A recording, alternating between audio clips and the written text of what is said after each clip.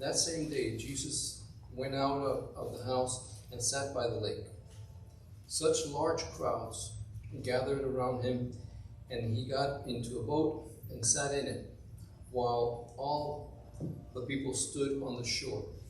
Then he told them many things in parables, saying, a farmer went out to sow his seed. As he was scattering the seed, some fell along the path. The birds came and ate it up. Some fell on rocky places where it did not have much soil. It sprang up quickly, but the soil was shallow. But when the sun came up, the plants were scorched and withered because they had no root. Other seeds fell among thorns, which grew up and choked the plants. Still, other seeds fell on good soil, where it produced a crop. 160 was sown. Whoever has ears, let him hear. Aquel día salió Jesús de la casa y se sentó junto al mar, y se le juntó mucha gente, y entrando él en la barca, se sentó y toda la gente estaba en la playa. Y les habló muchas cosas por parábolas, diciendo, he aquí, el sembrador salió a sembrar, y mientras sembraba, parte de la semilla cayó junto al camino, y vinieron las aves y la comieron. Parte cayó en pedregales, donde no había mucha tierra, y brotó pronto, porque no tenía profundidad de tierra. Se quemó, y porque no tenía raíz, se secó. Y parte cayó entre espinos, y los espinos crecieron y la ahogaron. Pero parte cayó en buena tierra, y dio fruto, cual a 100, cual a 60, y cual a 30 por uno. El que tiene oídos para oír, oiga. Good job. Vamos a orar. Padre, Señor, que estás en los cielos, te damos gracias por estar aquí, gracias por esta oportunidad, gracias por esta palabra. Y todo lo que queda, Señor, es escuchar la palabra de tu siervo, que sabemos que viene de ti. En el nombre de Cristo Jesús.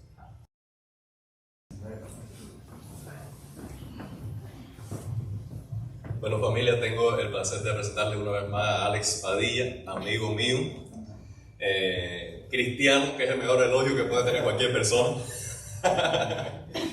Y gracias doy a Dios por su vida. Alex, lo conocimos aquí en Miami. Mis mejores amigos ahora son de aquí y los conocí aquí. Entonces doy gracias a Dios por eso. Doy gracias a Dios por tu vida. Menciono eso porque sin el bendecirme a mí, y lo has hecho una y otra vez, de muchas maneras el Señor lo sabe. Estoy muy agradecido por tu vida cristiana, por tu familia, modelo de pastor allí en Miami, en Bethel. En Bethel. Y doy gracias a Dios porque Él está aquí. Es de Santa Clara, la gente buena de Santa Clara, ¿ok? La gente buena de Santa Clara, así que hemos orado para que el Señor te bendiga y te use en esta noche, y con corazón manso recibimos la palabra de Dios. Gracias. Bienvenido. Gracias a ustedes. Gracias. Buenas noches, iglesia. Yo creo que la admiración es mutua, de verdad, y aunque no vengo a decirlo, pero sí creo que también puedo ver en el corazón de su pastor alguien con un compromiso y con una entrega sincera a esta obra y al Señor de la obra, que es lo más importante. Pero quiero en esta noche saludarles y felicitarles también, porque apenas están naciendo como iglesia, ¿verdad? Sí. Así que Miami City Church nació ¿hace cuánto? Oficialmente. Oficialmente llevamos 2 domingos y 6 jueves. Sí, 2 domingos y 6 jueves. Todavía está el bebé comenzando a dar los primeros pasos, y yo creo que todavía Dios tiene mucho que decir. Amén. Y creo que el nivel de expectativa con respecto a la iglesia nunca debe menguar, sino que por el contrario debe ir en aumento, porque el Señor es el Señor de la iglesia. Él ama la iglesia y ama la mies.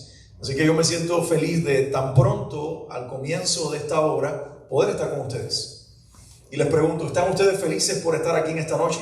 Amén. Todos escucho, ¿están felices por estar aquí en esta noche? Amén. Y están felices por ser parte de este proyecto que nació en el corazón de Dios y luego fue de alguna manera sembrado en el corazón de su pastor, de su esposa, de ustedes, el equipo que está trabajando y de muchos más que Dios va a estar añadiendo, porque me encanta ese pasaje del libro de los Hechos que dice que el Espíritu Santo iba añadiendo a la iglesia a los que iban siendo salvos. Obviamente no era por ósmosis, era por el producto de una iglesia que oraba, una iglesia que vivía en hermandad y una iglesia que salía afuera a compartir el evangelio. Así que Dios envía a la gente a la iglesia usando a la iglesia. Que no son estas paredes ni este edificio. Hoy están aquí, por cierto, pero por experiencia propia se los digo, en el camino pueden ustedes ir viendo cómo Dios los va llevando a diferentes lugares físicos hasta poseer una tierra propia y allí tener su propio edificio. Tal vez pudiera ser este mismo, uno nunca sabe, pero a lo mejor pueden cambiar de lugar en el camino. Lo que no va a cambiar es la iglesia. Lo que no va a dejar de ser es la iglesia. Somos iglesia. Así que Dios me los bendiga. Me siento profundamente honrado de compartir con ustedes en esta noche, pero también me siento con un sentido de responsabilidad muy grande de poderles compartir a ustedes la palabra que yo creo que el Señor puso en mi corazón. Entonces, quiero en esta noche entregarles lo que en oración, preguntándole al Señor, ¿qué quieres decirle a MCC? Le puedo llamar así, ¿verdad? Porque ya yo venía con la intención de achicarles el nombre, pero vi sus redes sociales y dije, ya ellos le están llamando MCC. Así que es más fácil, hermanos, ¿verdad? Usar las 3 letras y resumirlo. El inglés es fantástico cuando se trata de hacer las cosas cortas y a la misma vez que envíen un mensaje. Así que creo que de eso se trata. Entonces quiero entregarles a ustedes en esta noche un mensaje y por eso he titulado lo que quiero compartir con ustedes como una pregunta. Este es mi título y a la misma vez es una pregunta que Dios quiere hacerles a ustedes en esta noche y que yo quiero hacerles a ustedes en el nombre de Dios. Y la pregunta es esta, en primer lugar: ¿qué espera Dios de tu iglesia? ¿Qué espera Dios de MCC? ¿Qué espera Dios de esta congregación que apenas están haciendo? Quiero que se lo pregunte si no lo han hecho antes. Yo estoy seguro que el equipo que trabaja junto con el pastor Darwin, junto con Elianek, orando, han estado diciendo: Señor, ¿qué quieres de este proyecto? ¿Por qué estamos naciendo? ¿Por qué nos pusiste en la ciudad de Coral Gables? ¿Por qué nos entregaste este lugar? Fantástico, por cierto. Aquí uno termina los servicios y da deseo de entonces ir a comer a un lugar agradable, como que invita a venir a la iglesia, ¿no? Por la zona donde están. Increíble. Pero ¿qué visión Dios tiene para esta comunidad de personas y toda el área donde Dios les ha puesto? Dios está soñando con esta gente que vive aquí alrededor. Amén. Dios tiene un plan con ellos. Amén. Y no solamente tiene un plan con ellos, tiene un plan con ustedes para que ustedes puedan ser instrumentos para ganar a muchos que hoy no tienen en sus corazones la idea de recibir a Jesucristo. Qué tremendo, ¿verdad? Que ustedes sean parte de un plan que trasciende y que comenzó en la eternidad, aun cuando hay una fecha para comenzar la iglesia, ya en el corazón de Dios había comenzado hacía mucho tiempo. Entonces la pregunta que en esta noche está en pie es esta: ¿qué espera Dios de tu iglesia? Y eso me lleva a hacerles otra pregunta que creo igual importante: ¿qué clase de iglesia pretenden ustedes llegar a ser? Pastor, hermanos que están aquí en esta noche, ¿hay algún equipo de líderes aquí trabajando contigo? Si se pueden identificar un momentito para por lo menos ir ahí viendo algunas caras y haciéndolos responsables esta noche del mensaje, a ver quiénes son. Acá los muchachos, no les dé vergüenza, levanten la mano ahí que yo lo pueda ver. Excelente. Y por aquí también caras jóvenes que están ahí involucrados, los hermanos que estaban aquí, ustedes que ponen, mi hermana, las manos sobre el teclado y dirigen el servicio, también sientan que tienen un sentido y una responsabilidad. Definitivamente, pregunto una vez más: ¿qué clase de iglesia ustedes pretenden llegar a ser? ¿O qué clase de iglesia están comenzando a hacer ya?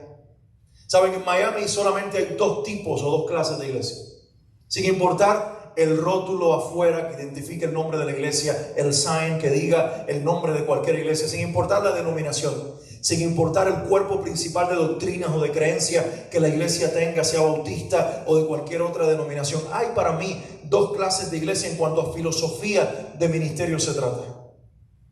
Y pudiéramos llamarlo de esta manera: están las congregaciones que, siéndolo o queriéndolo ser, son congregaciones enfocadas en ser mega iglesias.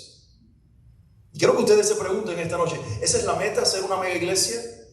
Y no estaría del todo mal, pero es parte de una filosofía, de una idea, de un sueño, de una visión, de algo que se está persiguiendo. Y cuando hablo de mega iglesia, estoy hablando de una congregación que es grande en número y que por lo tanto el enfoque es crecer numéricamente, y hay que hacer todo lo posible para atraer al mayor número posible de personas para que sean parte de una institución o una organización, y de alguna manera con su participación y con sus finanzas sostengan esta estructura. Pero yo creo que hay un segundo grupo de iglesias, que son las congregaciones que son parte del movimiento de Dios en las ciudades de la tierra. Estas iglesias son un movimiento discipular y por ende tienen una estructura multiplicativa. Yo creo que te preguntes en esta noche, desde el comienzo de esta iglesia, si te sientes parte de MCC. ¿Quiénes somos? Una iglesia enfocada en crecer en grandes números. Mira, el crecimiento lo da Dios. La iglesia en el libro de los Hechos creció exponencialmente y luego Dios la redujo cuando Él quiso hacerlo por medio de la persecución. Dios es intencional en hacer crecer la iglesia y también en reducirla para expanderla cuando la iglesia quiere quedarse dentro de la estructura de 4 paredes. Es interesante, un Dios que le entrega 3,000 almas por medio de la predicación de Pedro en Pentecostés y luego 5,000, pero luego nos encontramos con Hechos capítulo 8, versículo 1, hablando de una persecución que tomó esos miles y salvo los apóstoles, con la excepción de ellos, los sacó a todos fuera de Jerusalén y la iglesia se redujo a un montoncito habiendo tenido miles. Y pensábamos en nuestro concepto y en la filosofía de la iglesia americana, que no es Dios el que está obrando allí, pero resulta que en Hechos capítulo 1, versículo 8, el propio Señor Jesucristo, cuando ellos están pensando en las señales de los tiempos, en la última hora, en cuándo va a ser el regreso de Cristo, lo mismo que está pasando hoy, ¿cuándo será? Y yo soy de los que ama la segunda venida de Cristo, leer el Apocalipsis, descubrir las profecías, pero mi predicación tiene que ser mucho más práctica, porque yo he entendido algo que hace muchos años me dijo un profesor de teología, el doctor Garrett, en un seminario en México, y él dijo: tienes que saber la profecía y conocer las señales, alimentarte con ellas de la pasión de predicar el evangelio, porque mientras Él se prepara en venir, tú debes prepararte en ganar las almas que se han de salvar antes de que Él venga. Entonces la iglesia, los discípulos le están preguntando a Jesús en el capítulo 1 de Hechos: ¿cuándo vendrás? ¿Cuándo se cumplirán todas estas cosas? No les toca a ustedes saber tiempos y sazones que el Padre puso en su sola potestad. Y ahí viene la declaración poderosa: pero recibiréis poder cuando haya venido sobre vosotros el Espíritu Santo, y me seréis testigos en Jerusalén, en Judea, hasta lo último de la tierra. Fantástico, ¿verdad? Nos lo sabemos de memoria los que conocemos la Biblia. Recibiréis poder, el Espíritu Santo. ¿Pero poder para qué? Para ser testigo. ¿Dónde? Aquí en esta ciudad, y luego también en Florida, y luego también en los Estados Unidos, y luego en todo el mundo, por el poder de Dios. El Espíritu Santo nos fue dado no para erizarnos la piel, sino para convertirnos en testigos. Pero la iglesia entonces vive una transición y vive un proceso donde se queda en Jerusalén, ocurren muchas cosas sorprendentes, pero lo que dijo Jesús en Hechos 1:8 se vuelve realidad en Hechos 8:1. Qué curioso, ¿verdad?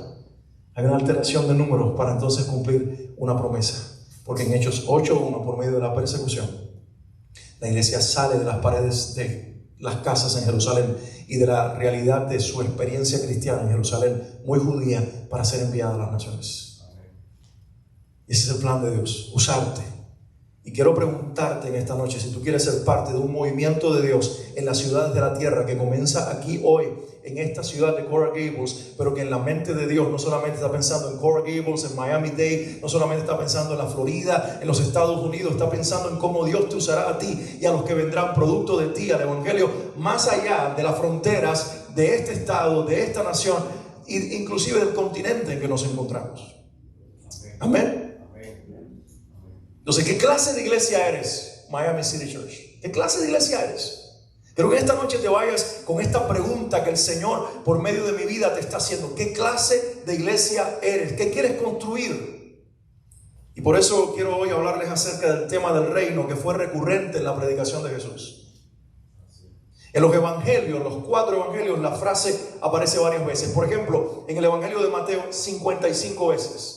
Jesús hablando el reino de los cielos o el reino de Dios, las frases intercambiables, es esto, comparándolo con algo terrenal y temporal para entonces nosotros entender lo eterno y lo que Él estaba trayendo a la tierra. Mateo 55 veces Jesús habla del tema, el evangelio del reino. También hay 20 veces en el evangelio de Marcos que es mencionada la misma expresión.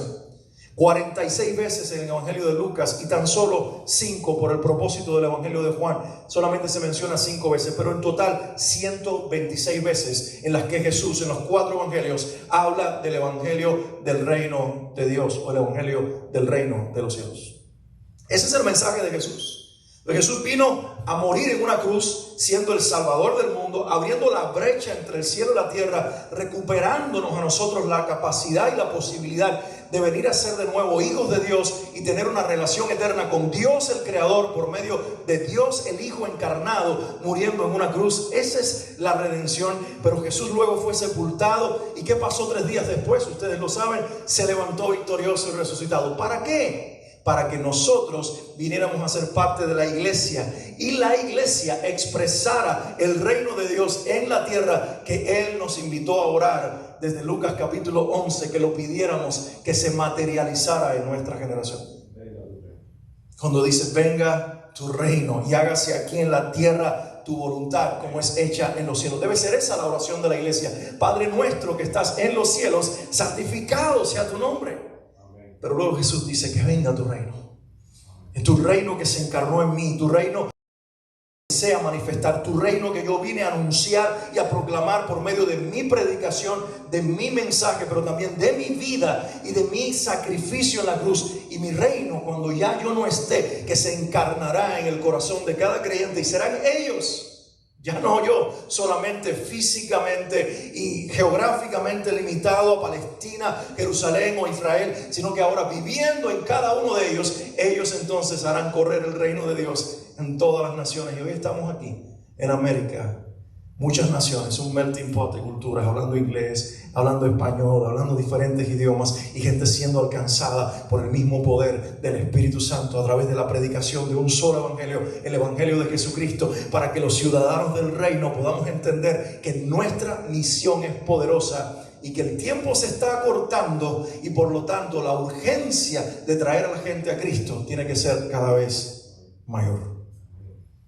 Entonces quiero hoy que pongamos la atención precisamente Mateo 13, pero otra de las parábolas, porque la que leyó la hermana es una de tantas parábolas que se encuentra precisamente en ese solo capítulo, que son las parábolas del reino precisamente. Y Mateo 13:33, la parábola más cortita de las parábolas del reino, Jesús la menciona y quiero leerla en esta noche. Dice así la palabra, Mateo 13, versículo 33, dice así: les contó otra parábola diciendo, ya había venido hablando la del sembrador y otras más, y ahora cuenta otra parábola y dice lo siguiente: el reino de los cielos. Aquí aparece el tema recurrente de Jesús, y él dice, el reino de los cielos es como. Jesús era comparativo, era práctico, usaba lo que la gente podía ver, entender, una enseñanza eterna y mostrarnos lo invisible por medio de lo visible. Y él dice en este pasaje, el reino de los cielos es como la levadura que una mujer tomó y mezcló en una gran cantidad de harina hasta que fermentó toda la masa. Y esa es toda la parábola. Un solo versículo, una sola frase, bien cortita.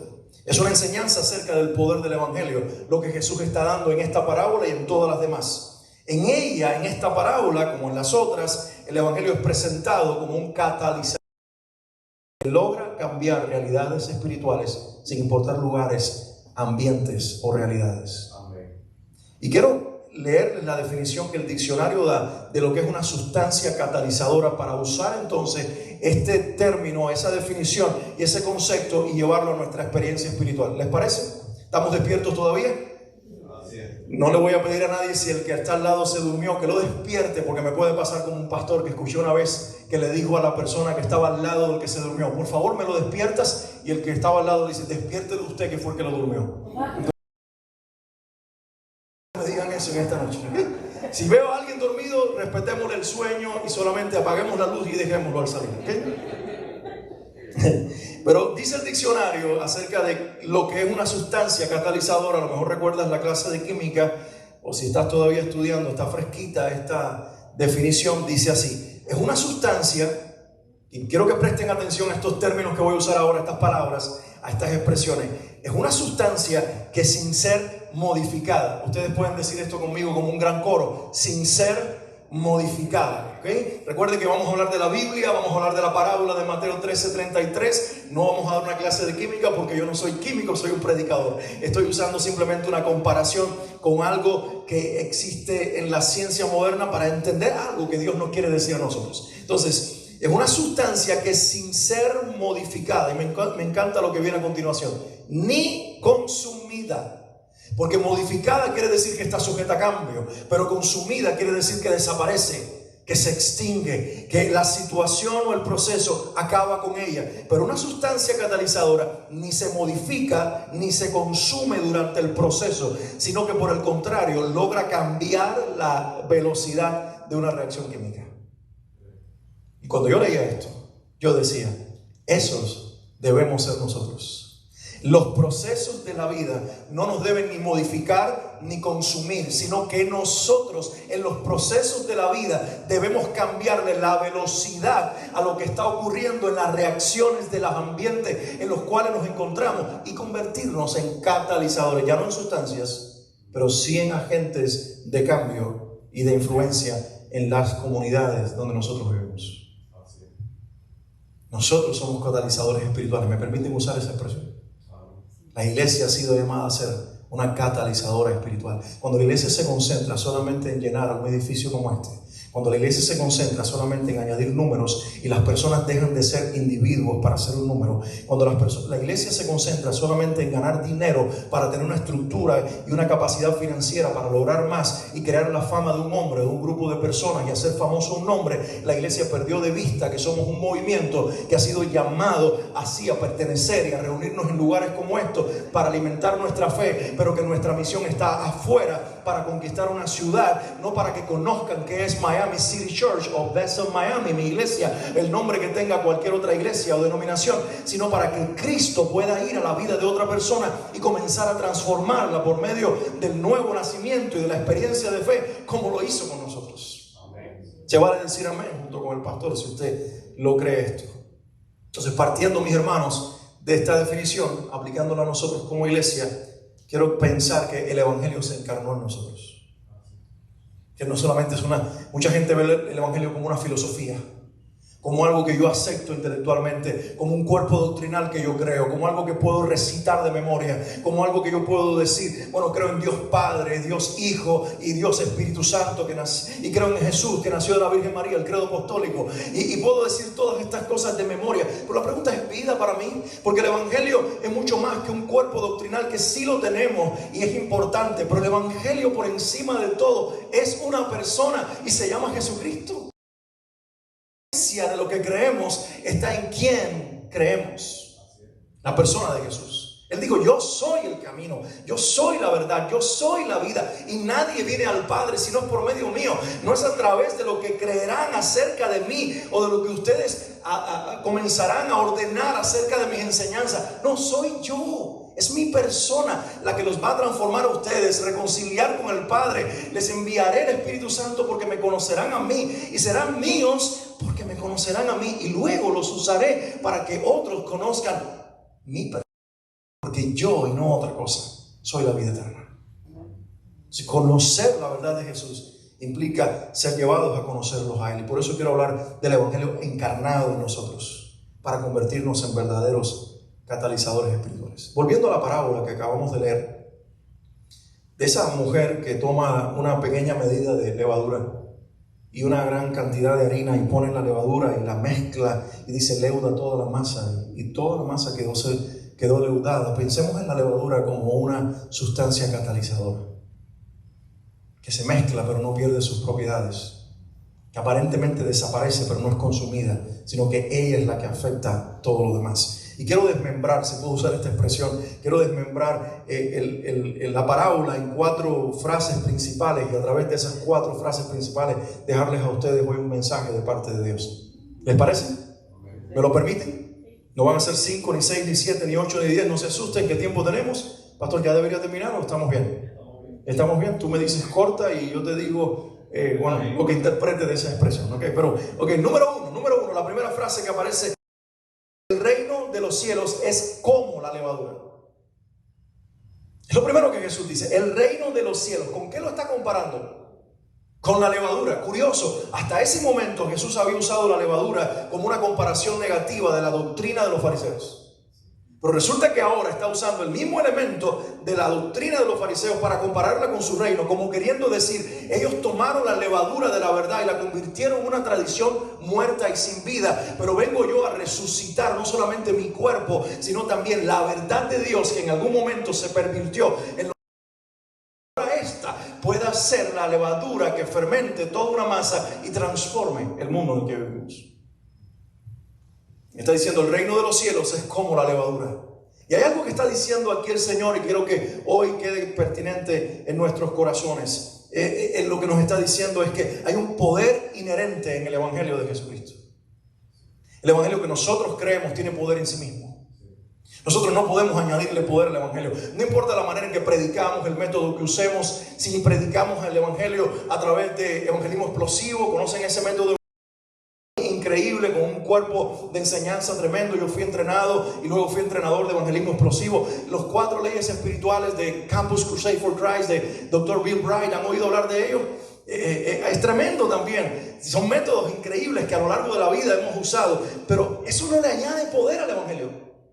Nos facilita, nos da elementos para compartir el Evangelio, nuestro testimonio personal, pero es el Evangelio en sí mismo el que tiene poder. ¿Me hago entender? Es el Evangelio en sí mismo que Dios, por amor al hombre, envió a su Hijo, se encarnó él mismo en forma humana, tomó forma de hombre, se hizo hombre en todo el sentido de la palabra. Dios, 100% Dios, Jesús, 100% hombre también, en condición de hombre, murió por nuestro pecado en una cruz, fue sepultado y luego resucitó. ¿Para qué? Para darnos vida eterna. Y esa declaración tiene poder en sí misma. Una persona nunca la ha escuchado, nunca la ha creído, y cuando la escucha surge fe en su corazón. Quiero que pienses en esto.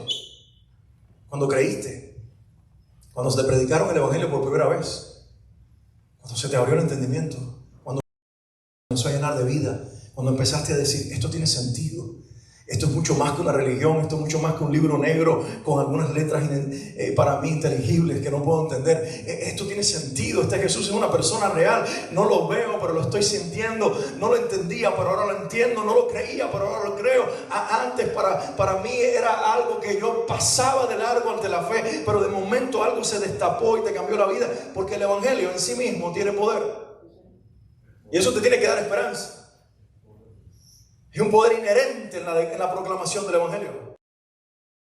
Que dice la palabra de Dios, que la fe viene por el oír y el oír la palabra de Dios. ¿Lo han leído en Romanos capítulo 10? En el contexto de Romanos 10 no es leer la Biblia lo que está diciendo ahí, sino que el contexto es que la proclamación, el querigma, la predicación del Evangelio va a hacer que el oído del que escucha se le produzca fe, porque el Evangelio contiene poder. Es Cristo siendo proclamado en un mensaje claro.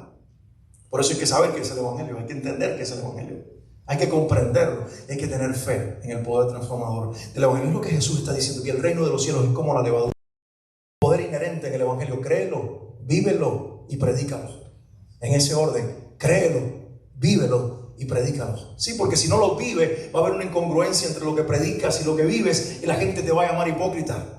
Pero luego, si lo vives y no lo hablas, la gente dirá, ¿por qué esta persona es tan buena? Y el título de bueno te lo pondrán a ti, el aplauso y la gloria la recibirás tú. Pero cuando vives y predicas, la gente entonces entiende por qué vives como vives, es por causa de aquel a quien prediques. Amén. Y tiene que haber entonces una unidad entre lo que vivo, mi carácter, mi testimonio, y lo que predico a Jesucristo, para que no haya dudas. La gente no me llame bueno, sino que sepan: estoy predicando, viviendo y anunciando al que sí es bueno y murió por nosotros que somos malos. La segunda frase que dice la parábola es la siguiente: que una mujer tomó y mezcló. Lo leyeron junto conmigo, ¿verdad? El reino de los cielos es como la levadura que una mujer tomó y mezcló. ¿Y saben qué está diciendo Jesús aquí? Que aunque el poder del evangelio es inherente a la declaración, a la proclamación y al evangelio mismo, demanda una acción de fe. Demanda gente que lo creyó y lo vive, que entonces lo tome y lo comparta. La mujer, aquí está apareciendo la figura de una mujer, porque yo creo, es una interpretación muy personal, que está hablando de la iglesia. Y por eso entonces se hace alusión a una figura femenina. Pero nos representa a todos nosotros, porque la iglesia, aunque tiene organización, es mucho más que una institución. La iglesia es un cuerpo vivo. La iglesia es la suma de hombres, mujeres, niños, adolescentes. Es la suma de todos los que hemos creído en el Señor Jesucristo. Y cuando nosotros la fe la vivimos y la predicamos, Cristo es anunciado. La iglesia como una mujer tomando la fe y tomando la acción de fe. Por eso me gusta recordar lo que Santiago dijo, el hermano del Señor: la fe sin obras es. Y nosotros siempre miramos, en el contexto pudiera parecer que lo que él está hablando es ayuda material al necesitado, el que tú puedas quitarte una camisa y dársela al que no la tiene, compartir un plato de comida con el que no lo tiene, sacar un poco de dinero del bolsillo, y eso puede ser una obra. Pero lo que es mucho más amplio el concepto, está hablando de acción, está hablando de que el que cree acciona, porque la fe es sustantivo.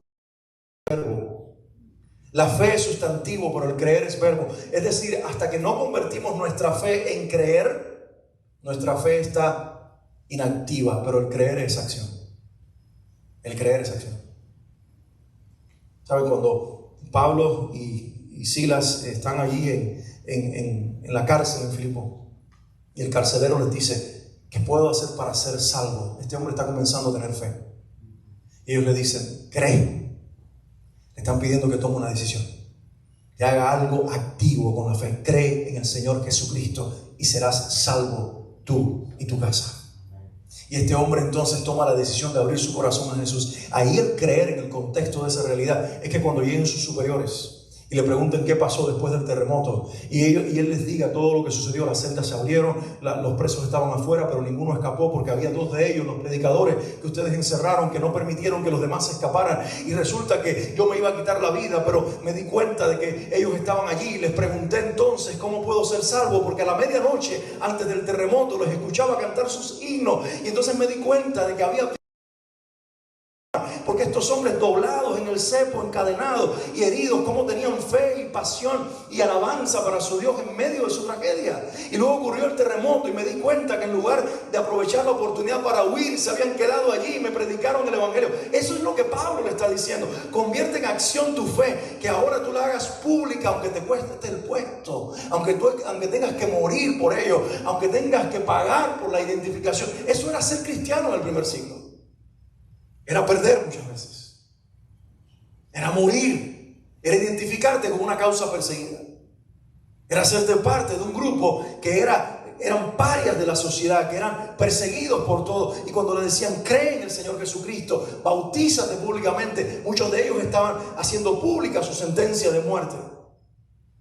Hoy es fácil en Latinoamérica, es muy fácil, pero aún estamos viviendo un desafío, porque ahora no nos matan por nuestra fe, pero ahora quieren matar nuestros ideales, ahora quieren matar nuestros valores, ahora quieren matar lo que nosotros creemos. Y hace falta una iglesia que se ponga de pie y convierta en acción esa fe sustantiva que llevamos en el corazón, para convertirla en creer, como la mujer que tomó la pequeña medida de levadura del evangelio, pero ella fue la que la mezcló en el resto de la masa de harina. El evangelio tiene poder, pero el poder del evangelio se materializa cuando tú y yo nos hacemos responsables de vivirlo y de predicarlo donde quiera que estemos. El poder de la iglesia no está en estas 4 paredes cuando cantamos, cuando oramos, cuando leemos la Biblia juntos. Claro que está aquí, es Dios, pero me refiero que el mayor poder está cuando nosotros hacemos vida el mensaje afuera, en el trabajo cada día, en el vecindario, en medio de la familia no creyente. Y ahí creemos que el poder del evangelio comienza entonces a cobrar vida en ellos y a traerlos a la fe, como lo hizo un día con nosotros. La tercera frase, vi que vamos rápido, ¿verdad? Son 4 y estamos llegando casi al final, para aquellos que quizás no miran el reloj por pena como el predicador, pero ya estamos casi terminando. La tercera frase dice: una gran cantidad de harina. Es decir, que Jesús dice, el reino de los cielos es como la levadura que tiene esa capacidad inherente de afectar la masa, pero que es necesario que una mujer, la iglesia, nosotros, la suma de todos los creyentes, todo lo que es la congregación de MCC, se ponga de acuerdo y se llenen de la misma pasión junto con sus líderes, sus pastores, para levantarse y predicar el evangelio con fervor en esta ciudad donde Dios les ha puesto, comenzando por Coral Gables como su Jerusalén, y luego todo Miami como toda Judea, y hasta lo último de la tierra, hasta donde Dios les lleve. Una acción de fe para compartir en el diario vivir el evangelio, y luego intencionalmente como iglesia.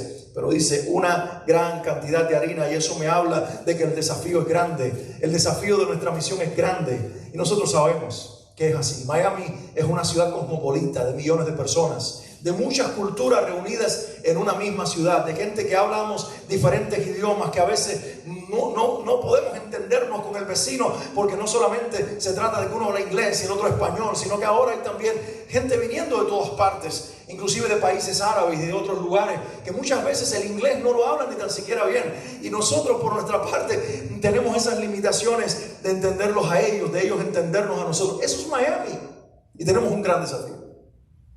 Tenemos un gran desafío también social, de una sociedad que se ha vuelto liberal, cada vez más desatendiendo, dándole la espalda a las verdades de Dios, porque se ha pintado el cuadro de que somos retrógrados, de que somos separatistas, de que odiamos a las personas que piensan diferente. Y se necesita levantar una iglesia que predique la verdad, pero que cuando predica la verdad le diga a esa persona con la cual quizás discrepe nuestro mensaje, que puede pensar diferente a nosotros, lo amamos, aunque no toleramos su estilo de vida, y alcanzarlo con la verdad y la veracidad del evangelio, que está cargado y poseído por el amor de un Dios eterno que los ama a todos por igual. Una gran cantidad de harina. Sí, hay un gran desafío. Jesús no miente. Jesús no nos está diciendo va a ser fácil. No. La mujer tiene que tomar ese puñado de levadura y mezclarlo con una gran cantidad de harina. Y pareciera que está desproporcionado. Pareciera que somos pocos contra muchos. Pareciera que nuestro mensaje es pequeño. Y no sé cuántos de ustedes se identifican con esto. Que sienten que tienen una fe pequeña. Una fe insignificante. Una fe agrietada. Que muchas veces dicen, pero es muy grande el desafío que tengo en mi familia, que no quieren creer en el Señor. Es muy grande el desafío que tengo, mis parientes que creen en otros dioses, que adoran otras imágenes, otros ídolos, que creen más en su brujería, en su hechicería, o tal vez en su agnosticismo, o tal vez en una piedra, o en la energía, que en este Dios verdadero que yo quiero que ellos conozcan, pero que tanto rechazan. Y a veces tú sientes que el desafío no solamente es grande por el número de personas incrédulas, sino también por el tamaño de la incredulidad de las personas con las que convivimos en el trabajo, en el vecindario y a veces en el hogar. ¿Alguien se identifica con lo que estoy diciendo? Y luego cuando te miras al espejo de tu propia experiencia de fe, dices, y mi fe es tan pequeña, porque a veces dudo, porque a veces no tengo el testimonio, las palabras precisas, no recuerdo ni los textos bíblicos para evangelizar a algunas personas. ¿Se sienten ustedes identificados con eso? Me encanta un pasaje de la Escritura cuando Pablo le escribe a su discípulo Timoteo y le dice, y traigo a memoria la fe no fingida, que habitó primero en tu abuela Loida y luego en tu madre Eunice, y ahora sé que en ti también. ¿Sabes lo que me encanta? Cuando habla del testimonio generacional de esta familia, una abuela, una madre y ahora un hijo. Lo increíble es que no dice, traigo a memoria la fe increíble, la fe poderosa, la fe, como pudiéramos llamar, inquebrantable. No, dice la fe no fingida, sincera.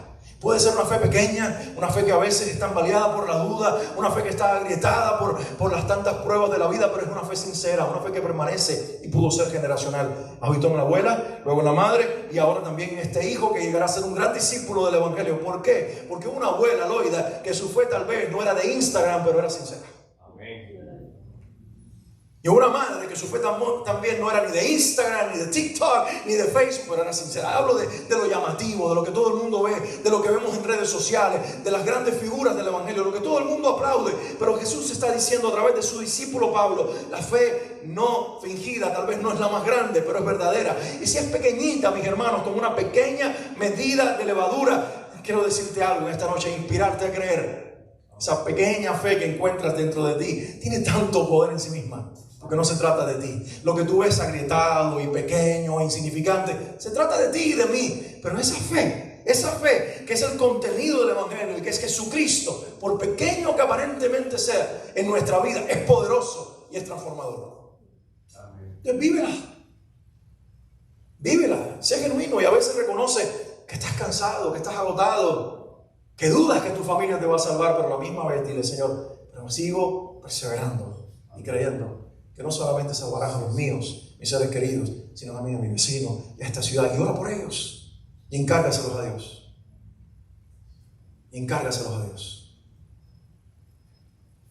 Y dice la última frase: hasta que fermentó toda la masa. Digan conmigo: esperanza. Se necesita una fe activa, que es el creer, para producir la esperanza. Y esta es la esperanza del Evangelio, que el Evangelio tiene el poder de fermentar toda la masa. No está diciendo que todos se van a salvar, lo que está diciendo es que todo el mundo va a ser permeado, y cuando todos se paren delante del Creador, no faltará uno que no haya escuchado la predicación del Evangelio en esta generación. Porque Jesucristo dijo, Mateo capítulo 24, estas son las señales que van a anunciar mi venida y que sucederán antes de que yo venga. Y menciona 7 cuerpos de señales. La número 7, Mateo 24, 14, es: y este evangelio del reino será predicado hasta lo último de la tierra, y entonces vendrá el fin. Ustedes saben cuándo Jesucristo volverá: cuando su evangelio sea predicado hasta lo último de la tierra, cuando realmente el evangelio llegue a cada persona y todos tengan que hacerse responsables de saber quién es Jesucristo y qué decisión tomaron por él. Esto es poderoso, porque de ese grupo de personas responsables por nuestra predicación, muchos se van a salvar. Y dentro de ese grupo de personas están tus seres queridos por los cuales llevas orando años. Se van a salvar. Las circunstancias, las doctrinas, las teologías te pueden quitar la fe. Sigue creyendo. Mira, quiero compartirte algunos versículos de testimonios de la Biblia, y con ellos terminar. Solamente 2 en el libro de los Hechos. Sé que ustedes han estado yendo por el libro de los Hechos y quiero unirme a esa lectura mencionando algunos pasajes al menos. Hechos 10:44. Esa visión tremenda que tiene Pedro de ser llevado a la casa de un centurión romano llamado Cornelio, un simpatizante de la fe. Pero quiero leer lo que pasa cuando Pedro ya está allí y está predicando el evangelio. Hechos 10:44. Mientras Pedro estaba todavía hablando, el Espíritu Santo descendió sobre todos los que escuchaban el mensaje. ¿Y por qué descendió el Espíritu Santo sobre todos los que escuchaban el mensaje? Luego Pablo trae entendimiento en Efesios capítulo 1, versículos 13 y 14. Habiendo creído en Él, Jesucristo, ustedes han sido sellados con el Espíritu Santo de la promesa. ¿Saben por qué descendió el Espíritu en la casa de Cornelio? Porque abrieron su corazón a Cristo. Amén. Es cuando se busca la persona de Jesucristo que se recibe la. El Espíritu no vino para que lo recibamos solo. Hay gente que quiere conocer al Espíritu Santo sin conocer a Jesús. Y el Espíritu Santo vino para que nosotros conociéramos a Jesús. Somos llenos del Espíritu Santo cuando buscamos al Hijo Jesucristo, porque Él vino para darnos a conocer todo lo que Jesús quiso revelarnos de Él. Y ahí está siendo predicado el Evangelio, y el Espíritu Santo viene a sellar y a llenar. Y dice, lo hizo con todos los que estaban en su casa. ¿Quién buscaba al Dios del pueblo de Israel? Cornelio. ¿A quién miró Dios? A Cornelio. ¿En quién se fijó? En Cornelio, en sus oraciones, en sus limosnas.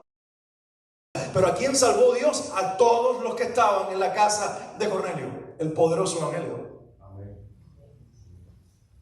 Todo comenzó con un hombre, pero por causa de ese hombre se abrió un espacio de tiempo y un lugar en Cesarea para que toda una casa, un oikos, que es la palabra en griego, un household, no solamente los hijos y la esposa y los parientes, ahí estaban también los sirvientes y también estaban los subalternos del ejército, todo el que tenía algún vínculo.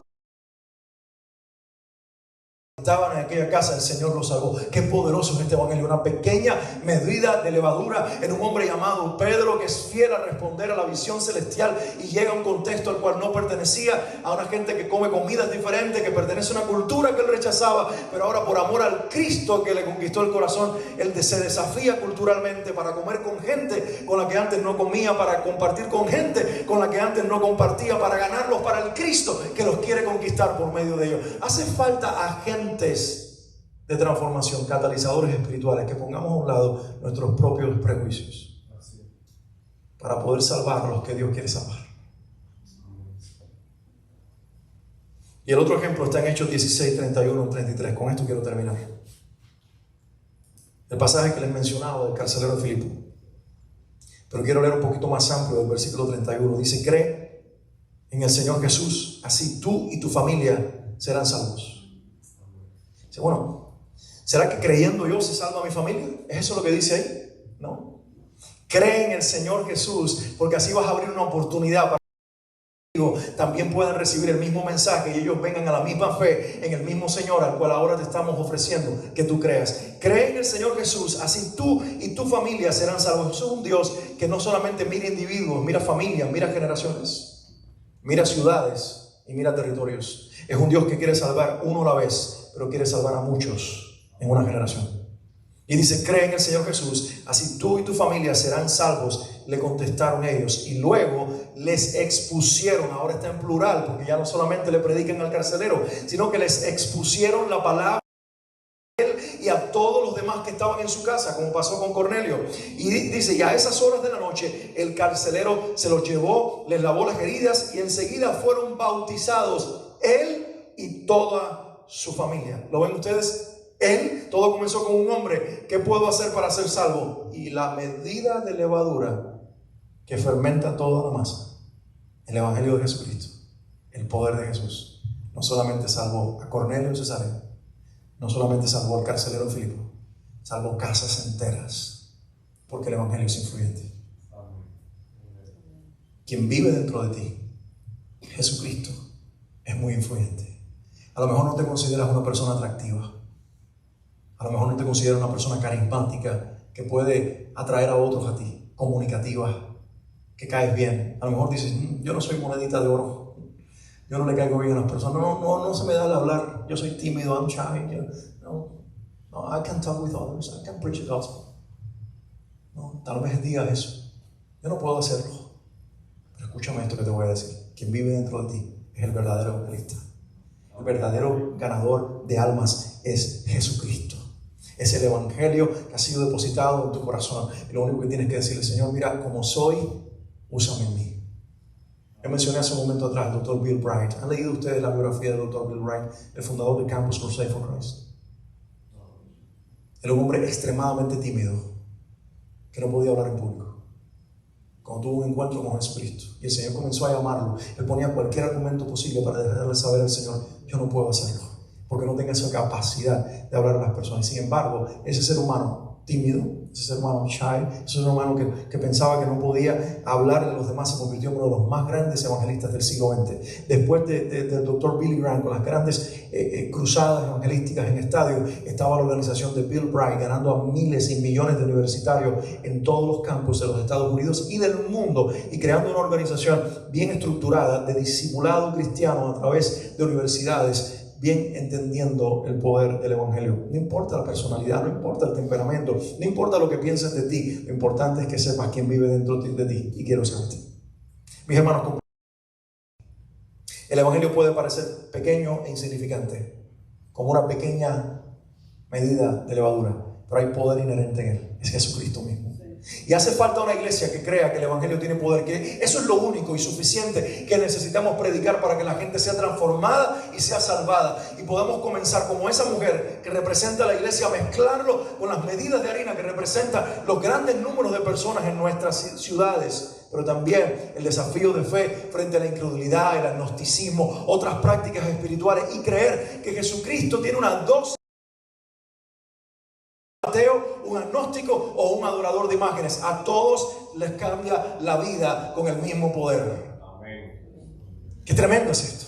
Un Dios que trata con un hechicero, un santero, un espiritista, con un agnóstico o un ateo de mente brillante, con un filósofo, con cualquier tipo de persona, y Él puede hablarles usando cada persona dependiendo del trasfondo, levantando a un Pedro tosco que prácticamente puede usar, o posiblemente era limitado en el uso del idioma griego, y luego levanta a un tremendo apóstol Pablo, conocedor del griego, del hebreo, para cada uno en su contexto afectar multitudes. Es Dios usando diferentes personas. Tal vez usted diga: no tengo estudios, Dios te usará. No tengo mucho conocimiento, Dios te usará. La historia está llena de personas que estaban muy limitadas intelectualmente y otras que estaban muy capacitadas intelectualmente, pero que el testimonio de la historia es que a ambos usó Dios, porque había un mismo poder en ambos: Jesucristo, la esperanza de gloria. Jesucristo, la esperanza de gloria. Concluyo con esto. ¿Cuántos dicen, Señor, aquí estoy?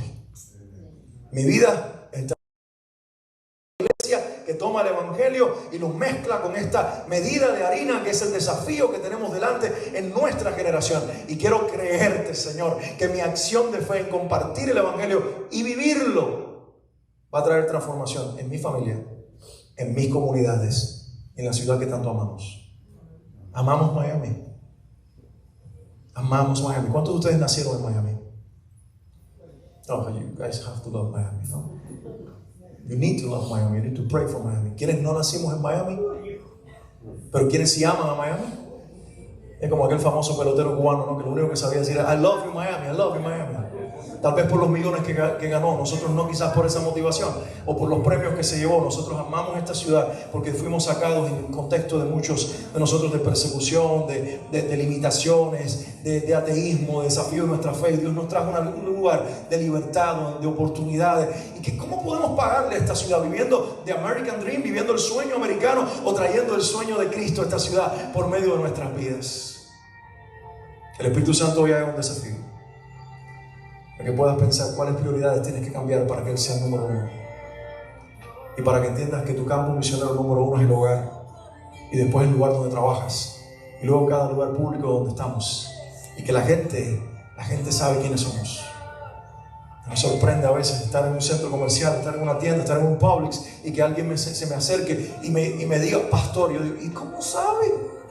Yo que pensaba pasar aquí undercover, ¿no? Que yo quería pasar desapercibido. Pero esa persona sabe quién soy. Y esa persona sabe lo que hago y a quién represento.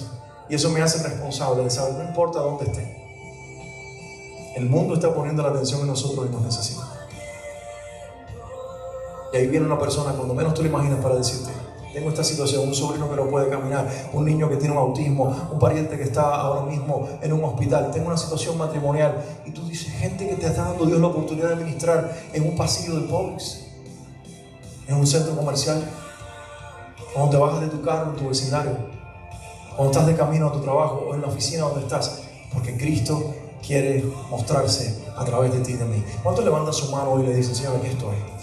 Y le decimos como el profeta Isaías frente a la gloria del trono de Dios, interrumpiendo a nuestro Dios en su diálogo eterno y diciéndole, heme aquí, envíame a mí. ¿Cuántos le dicen, aquí está esta pequeña medida de levadura que está dentro de mí, que es el poder de tu evangelio? Úsalo para leudar toda la masa, para leudar Miami, para afectar Miami, para provocar un cambio en esta ciudad. Los procesos no van a cambiarnos, los procesos no nos van a consumir. Dios usará procesos y ambientes para que nosotros le cambiemos la velocidad y la realidad espiritual a esta ciudad. Tal vez todos no se salven, pero que todos escuchen, si es posible, el evangelio por medio de ti y de mí. Amén. Yo quiero invitarte a una acción de fe más. Ponte de pie en esta noche y dile, Señor, aquí estoy, con mi personalidad, con mis limitaciones, con mis dudas, con mis quebrantos, con mis pruebas presentes, con todo lo que yo pensaba que no podía servirte. Hoy tú lo usarás, inclusive mis pruebas, inclusive mis parientes no creyentes, inclusive mis defectos humanos. Tú los usarás para traer gloria a tu nombre.